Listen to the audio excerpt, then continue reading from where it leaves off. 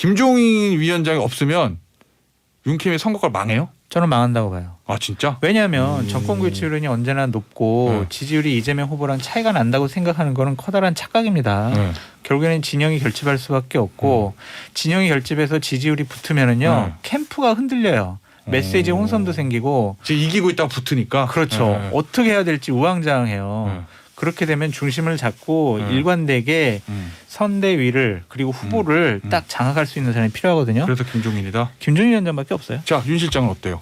저는 뭐 진당이 한다고 되게 어려워지는 건 맞죠. 지금 내비게이션에서요. 최적 경로, 최단 경로, 뭐 돈 안 되는 경로를 다 김종인 경로라고 해놨어요.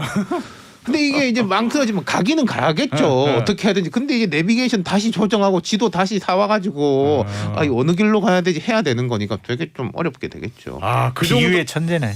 김태현의 정치쇼.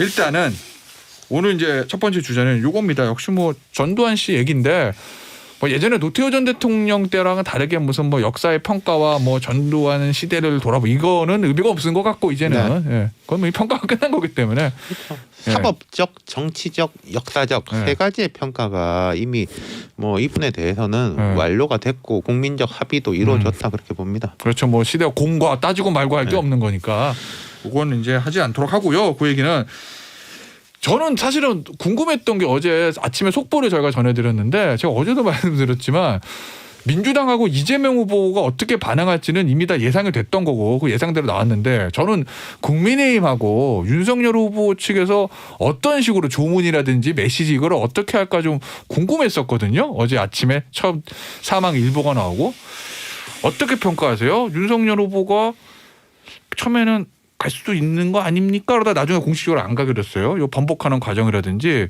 이 사망에 대한 국민의힘의 전반적인 메시지 이런 것들을 어떻게 평가하세요? 윤석열 후보 같은 경우에는 본심과 타심이 좀 달랐다라는 생각이 들어요. 본심과 타심? 네. 본심은 그래도 뭐 전직 대통령이니까 가서 한번 조문을 해야 되는 거 아니냐라는 생각인데 어제 경선 후보들과의 오찬 자리 그다음에 측근들의 건의는 가시면은 또 여러 가지 논란 나오고 또 옛날 여러 가지 또 얘기가 끄집어 나오고 결국에는 표를 얻는데 도움이 되지 않고 논란만 불러일으킵니다. 그러니까 안 가셨으면 좋겠습니다라고 건의한 걸 같아요. 정치권의 반응은 다 똑같습니다. 그냥 뭐 애도는 표하지만 조문은 가지 않겠다. 윤태곤 시장님 잘 얘기하셨듯이 정치적, 사법적, 법률적 판단 다 끝난 거 아니냐. 저는 정치인들 공과 다 있다고 생각을 합니다. 하지만 두 부류의 사람들은 공과를 따질 수가 없다라는 생각이 듭니다. 하나는 나라를 벌어먹은 사람, 또 하나는 국민에게 총뿌리를 겨눠서 죽인 사람. 그런 사람들은 공은 따질 수 없다라고 말씀드립니다. 네, 뭐 전 비슷하고요. 그러니까 이게 이런 윤석열 후보 처음 메시지를 보면은 그냥 뭐 가볍게 생각한 거 아닌가. 뭐 상인데. 뭐 이제 이런 식이었고 물론 단순하게 어쨌든 상이니까 뭐 이재명 후보도 처음에 지금으로서는 갈 생각이 없다 이랬다가 뒤에 좀 단호하게 바뀐 게 있어요. 그러니까 분위기를 약간 보는 거가 있겠죠 다들. 하지만 이제 이 이슈 같은 경우에는 사실 신문사 같은 데서 보면요 지금 기사도 다 써놨어요.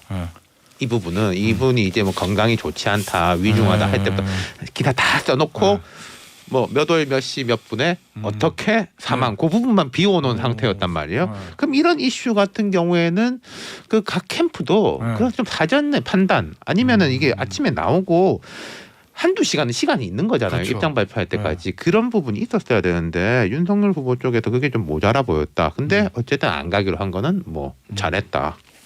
국민의힘의 전반적인 메시지잖아요. 국민의힘도 이게 국민의힘이 옛날부터 보면은 이게 지역구 때문에 예를 들어서 좀 영남권하고 수도권에 약간 이제 그 느낌의 차이가 있는 거예요. 그 눈치 보는 것 때문에 또 국민의힘은 이준석 대표가 중심을 잡았고 또 이제 지난번 전당대회 때부터 뭐 5.18 문제라든지 이런 부분에서 명확하게 했기 때문에 잡았고 그리고 뭐 김기현 원내대표는 지역구가 울산이니까 평가는 끝났지만 뭐 조문은 간다 이 정도였지 않습니까? 개인 자격으로. 네. 그리고 국민의힘 요새 보면 제가 다행이라고 보는 거는 이제 이런 거는 못하면 눈에 띄는데 잘하면 눈에 잘 안 띄잖아요.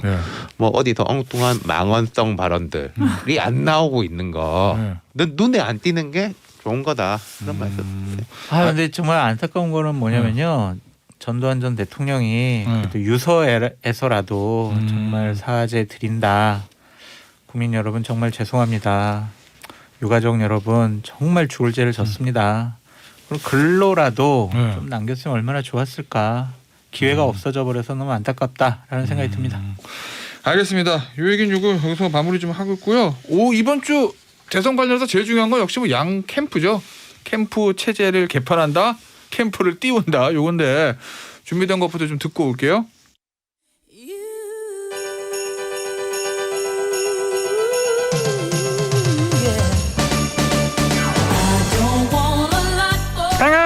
방 PD가 벌써 왜 캐롤을 틀었을까요?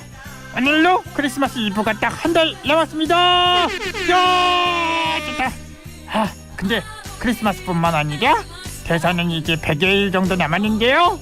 어떻습니까? 여야 선대위 제대로 출범도 안 했잖아요. 후보님들 언제까지 선대위 구성만 하실 거예요? 캠프들 제발 눈치 챙겨요. 맹아, 후보들 막 구박하지 말아요. 후보들 애쓰는 거 내가 다 압니다. 특히 윤석열 후보, 우리 친 MB계 내 측근 임태희 비서실장 좀 잘 부탁합니다. 너무 그 장전 의회만 끼고 들어. 그러니까는 그 김종인 전 위원장 그 이 사단이 난 거 아니야? 어디 국민의힘만 복잡하겠습니까? 민주당도 마찬가지인 걸로 압니다. 경선 갈등을 봉합하려고 메모드급 선대위를 구성했지만 오히려 독이 된 거죠잉? 그래서 다시 재편 중인 걸로 압니다. 재편되면 이재명 후보의 장점이 부각되는 걸까요잉? 예, 안녕하십니까, 쌈지입니다. 예, 선대위 난리 나네, 난리 났어. 이렇게 선대위가 출범 전부터 진통 겪는 거 유권자들을 까리게 보는데요. 야, 이 타짜분들도 비슷한 거죠.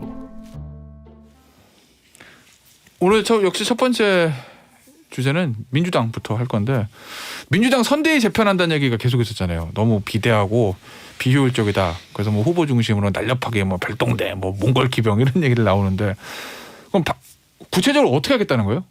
모르겠어요. 몰라요? 네. 누가 알아? 어떠한 얘기가 나오질 않고 있어요. 그러니까 큰 방향만 날렵하게 정비한다는 얘기만 나오고 구체적으로 예를 들어서 뭐 누구를 어디 집어넣고 이건 안 나온다는 근데 제가 거예요. 보는 포인트는 몇 가지가 있어요. 하나는 구심점이 무조건 있어야 한다. 구심점? 후보 중심으로 가면 안 된다. 그럼 왜 왜냐하면 그래요? 선대위가 잘못을 하고 뭐 부담감이 있으면은 그걸 좀 커버를 쳐주고 일단 한번 걸러줄 사람이 필요한데 구심점이 없으면요, 그게 후보한테 직접 가요. 그럼 항상 후보만 바라보고 후보한테 입장을 듣게 돼요. 그럼 선대위가 왜 필요합니까? 선대위는 후보를 보호하고 후보를 세일즈해야 되는데 후보만 보이면은 그건 안 돼요. 지금 민주당은 그렇다는 거예요? 후보만 보인다? 그렇죠, 지금.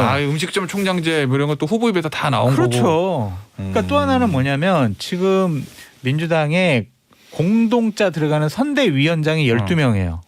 다 많이 그만뒀잖아요. 그건. 아니 근데 원래 선대위에 그리고 총괄 선대 본부장급이 7명이에요. 그러니까 선대위 가장 중요한 위원장과 본부장이 19명이에요. 이런 구조 갖고는 이건 선거 치를 수 없어요. 총괄 선대위원장 오케이 한두 명. 그리고 총괄 선대 본부장은 무조건 1명. 이렇게 해서 스마트하고 단촐한 그러한 몽골 기병이라고 본인들이 얘기하잖아요. 그러한 선대위를 만들어야 한다. 장성철 지금 교수가 그럴 확률이 0%지만 지금 이재명 후보의 최측근이 돼서 선대위 새로 재편할 수 있는 권한을 가졌다.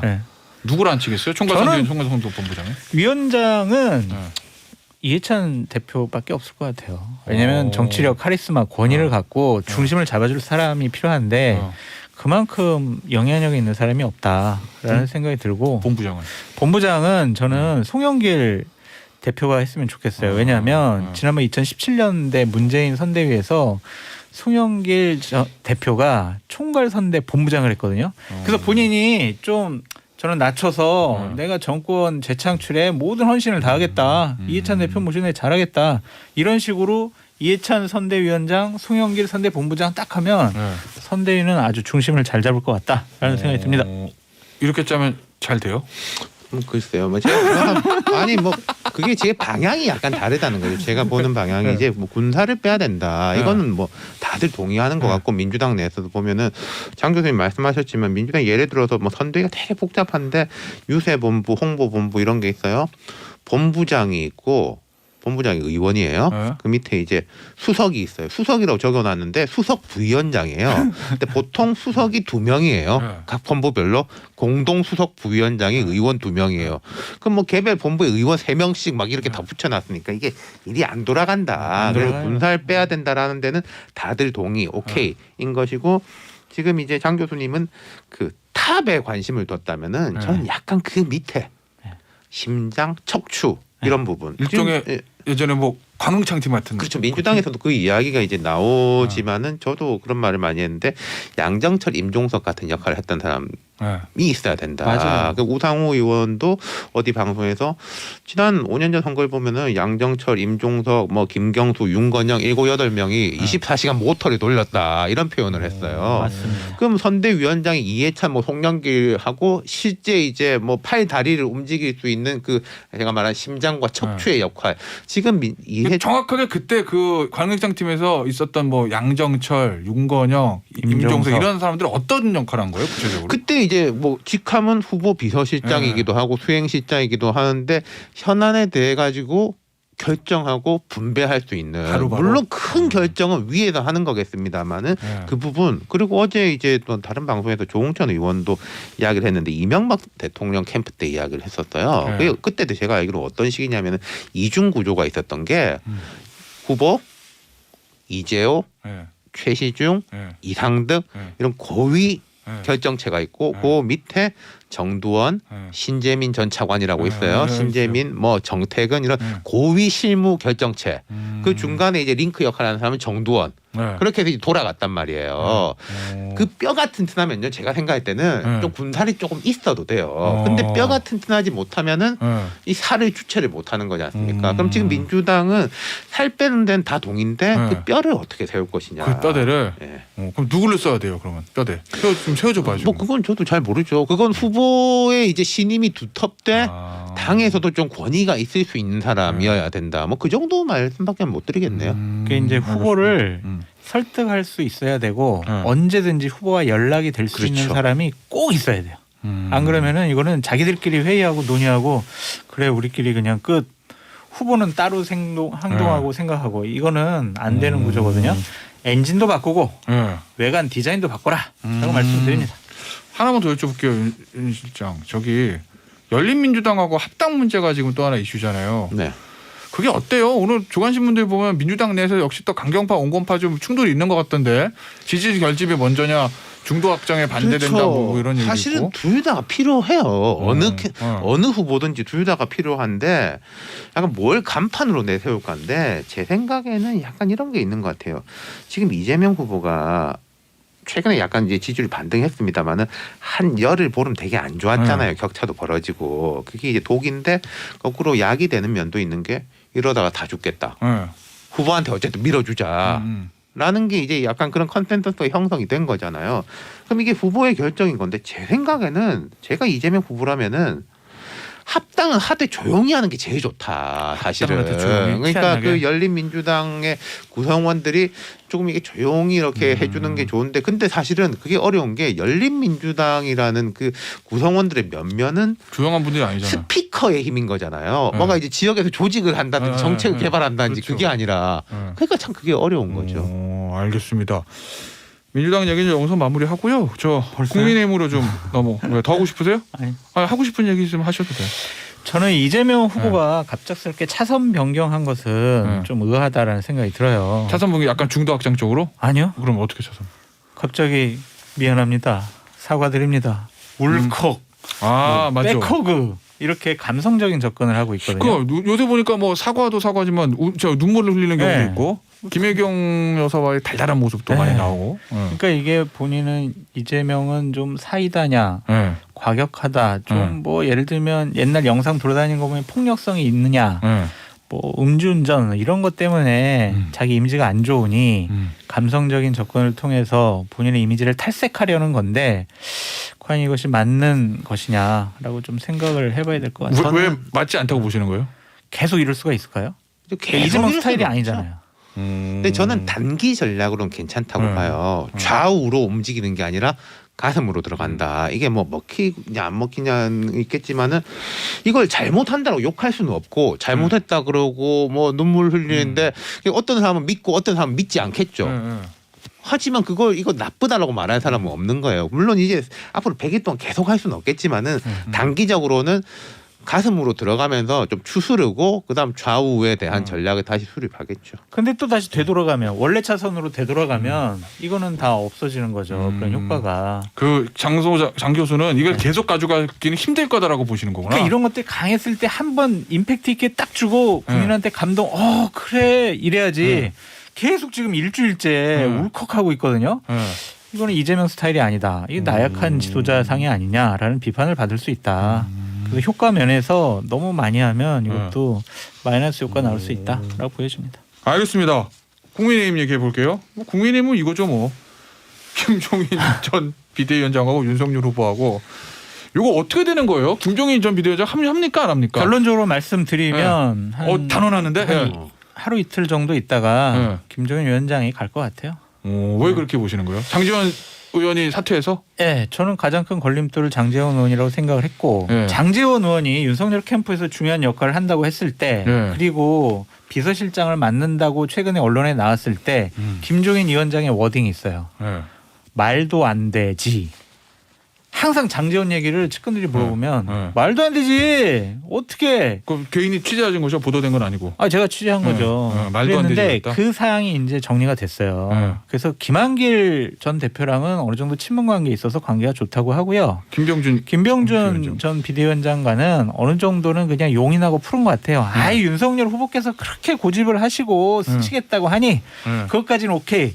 한데 장제원 의원은 정말 내가 도저히 받아들일 수가 없어였는데 그걸 스스로 장제원 의원이 큰 결단에 의해서 철회했잖아요. 그래서 걸림돌이 제거가 됐기 때문에 다가갈 거다라는 생각이 드는데 김종인 위원장한테 말씀드리고 싶은 건 대선 국면이잖아요.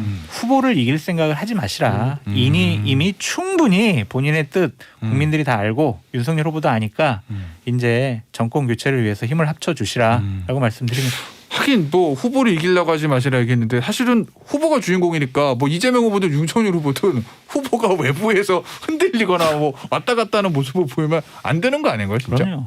어떻게 봐요, 윤석열 씨? 그러니까 저도 뭐 같이 할 가능성이 약간 높지 않나. 뭐 세상 일을 누가 알겠습니까만은 그렇게 이제 보는데 이제 마지막 이럴 거예요. 우리가 이제 뭐 부부 간에도 이제 싸우다가 속으로 이제 풀어야 될 시간이 됐는데라고 하는데 뭐 누가 먼저 미안했다 말할까라고 이제 서로 이렇게 딱 이렇게 보는 거 있잖아요. 맞아요. 뭐 내가 먼저 미안했다, 제가 먼저 미안했다고 하면 그래 나도 미안해라고 내가 말해야지 하는 거 약간 그런 식의 단계가 아닌가. 근데 이제 두 가지 다가 있죠. 자, 장 교수님 말씀하신 대로 후보를 이기려고 하면 안 되죠, 사실. 근데 또 후보 입장에서는 뭔가 좀 어른 모신다라고 한다고 해서 그렇게 또 면이 깎이겠냐. 뭐 양쪽에 다 그런 게 있지 않겠습니까? 그러면 윤석열 후보 측에서 장제원 실장이 빠지고 어제 오전에 그 양반 했던 표현이 오후에 김 박사님으로 이제 톤이 좀 낮아지면서 그러면서 이제 풀릴 수 있는 계제는 마련됐다. 뭐 이렇게 보시는 거구나. 하루 이틀 지나면은 그래도 감정에 좀 자제할 수 있지 않겠습니까? 좀 차분해지고 그러면은 그래 정권 교체를 위해서는 김 박사님이 필요할 것 같다라는 것. 김종인 박사는 그래 정권 교체 해야지라고 생각할 것 같아요. 우리 장 교수 1분 남았는데 마지막 질문. 제가 진짜 궁금한 거. 김종인 위원장이 없으면 윤캠의 선거가 망해요? 저는 망한다고 봐요. 아 진짜? 왜냐하면 정권 교체율이 언제나 높고 지지율이 이재명 후보랑 차이가 난다고 생각하는 거는 커다란 착각입니다. 결국에는 진영이 결집할 수밖에 없고 진영이 결집해서 지지율이 붙으면은요 캠프가 흔들려요. 메시지 혼선도 생기고 지금 이기고 있다가 붙으니까. 그렇죠. 어떻게 해야 될지 우왕좌왕해요. 그렇게 되면 중심을 잡고 일관되게 선대위를 그리고 후보를 딱 장악할 수 있는 사람이 필요하거든요. 그래서 김종인이다. 김종인 위원장밖에 없어요. 자, 윤 실장은 어때요? 저는 뭐 진다 이한다 되게 어려워지는 건 맞죠. 지금 내비게이션에서요 최적 경로, 최단 경로, 뭐 돈 안 되는 경로를 다 김종인 경로라고 해놨어요. 근데 이게 이제 망설여지면 가기는 가야겠죠. 어떻게 해야 되는지. 근데 이게 내비게이션 다시 조정하고 지도 다시 사와가지고 어느 길로 가야 되지 해야 되는 거니까 되게 좀 어렵게 되겠죠. 그 정도. 비유의 천재네. 그렇기 때문에 어떻게 해서 이제 모셔야 가치가 있는 사람이라는 표현이 그렇죠. 뭐 말씀이시구나. 이분 없으면 안 된다. 세상에 그런 건 없죠. 뭐 안 되는 게 어디 있습니까? 하지만 되게 어렵긴 할 거다. 알겠습니다. 오늘 여의도 타짜 여기서 마무리할게요. 장성철 교수, 윤태곤 실장이었어요. 감사합니다. 감사합니다.